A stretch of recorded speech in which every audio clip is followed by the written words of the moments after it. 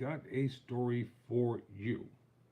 It's involving ex-NBA star Dwight Howard and how he was scammed out of millions of dollars by a so-called businessman in the effort to buy a WNBA team. So, before I get into the heart of this story, as reported by NewsBreak, kindly subscribe to Tyrone Bowman Live. Appreciate it. Enjoy the journey along with me. So let's get down to the heart of this story. According to NewsBreak, as reported by the Associated Press in New York City, a Georgia businessman has been convicted. Listen to this. A Georgia businessman has been convicted of cheating former NBA star Dwight Howard and Chandler Parsons of $8 million after a trial in Manhattan federal court. The jury returned its verdict on Friday against Calvin Darden Jr. The conviction has led a prosecutor to call for the immediate jailing of Darden on the grounds that it was the third time he had been convicted of a fraud involving millions of dollars. Judge Vernon S. Broderick said Darden can remain free on bail after his lawyer insisted he is no longer in danger of committing more frauds and he is needed by his family. Oh, really? So that's the story they're telling? Let me find out where the rest of the story is at. Well, my question is this. How did they even get that close to Dwight Howard? That's the thing that gets me. How do you get close to these people? And who recommends these charlatans to get involved? So now listen to this. So I already read the headline. So the jury returned its verdict against Calvin Darden Jr. on Friday afternoon after a trial in New York City. Darden was also convicted of cheating former NBA forward Chandler Parsons in a separate ruse.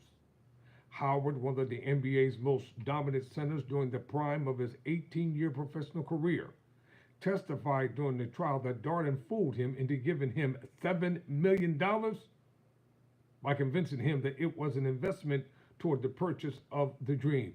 Well, he must have been doing an awful lot of talking to get $7 million cash out of Dwight Howard. So how did that happen? How do you get close enough to a Dwight Howard to get $7 million out of him? And how did you convince him to write you a cashier's check or write a personal check for $7 million under the pretense of that you're going to act as his proxy to buy the dream team? See, a lot of athletes, they're great athletes, but they have no dealings whatsoever when it comes to economics. They're not accountants. They have great athletic prowess. But many of them have no accounting skills. They don't have forensic accountants going over their books. They're not paying attention to the checks and balances. They're just spending their money wildly and crazy, trusting any and everybody. When someone comes to you and you are a high-profile celebrity, you have to question their dubious motive from the rip and fact check them. Have someone present you with a dossier of that person's background. Now let's get back to the story. $7 million by convincing Howard that it was an investment toward the purchase of the dream. In reality, a 3-member investor group that included former player Renee Montgomery bought the team in 2021. Dwight, he could have sold you the Brooklyn Bridge, brother. When a prosecutor asked him if he got anything in return for his $7 million, Howard testified that he got, quote, a slap in the face, close quote. That's all. Prosecutor said Darden also teamed up with a sports agent to fool Parsons, who had a 9-year NBA career, into sending $1 million that was supposed to aid the development of James Wiseman, who currently plays in the NBA. Darden's conviction came 8 years after he was sentenced to a year in prison for impersonating his successful father in a failed bid to buy Maxim magazine. In that case, Darden got leniency by cooperating with prosecutors against others charged in the case, so he became a snitch. Yeah, I said it, snitch. I don't want to hear about garbage and crap about confidential informant. They cooperated, they became a snitch. This time, though, Darden turned down 2 offers by the government to plead guilty and went to trial. Prosecutors believe he will face between 11 years and 14 years in prison when he is sentenced early next year. After the conviction, Assistant U.S. Attorney Kevin Meade sought to have Darden immediately taken into custody, saying he had not learned his lesson since the case in 2016.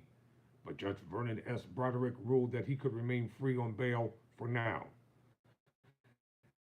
Howard was an 8-time All-Star and 3-time Defensive Player of the Year.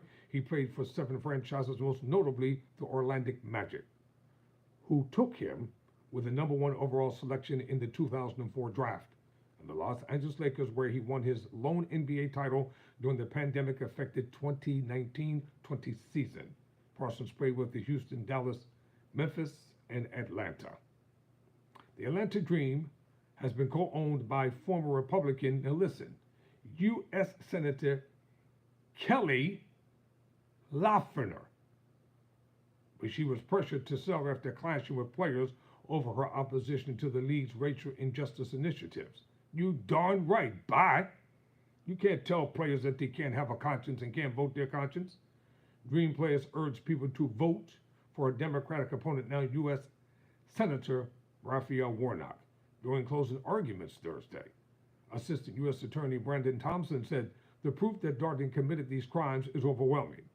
The prosecutor said Darden spent at least $6.1 million of the $7 million he got from Howard. That included spending $500,000 on 2 cars, $110,000 on a plane, $765,000 for a down payment on a $3.7 million home, $90,000 on luxury watches, and another $500,000 for home upgrades, in addition to hundreds of thousands of dollars spent on art.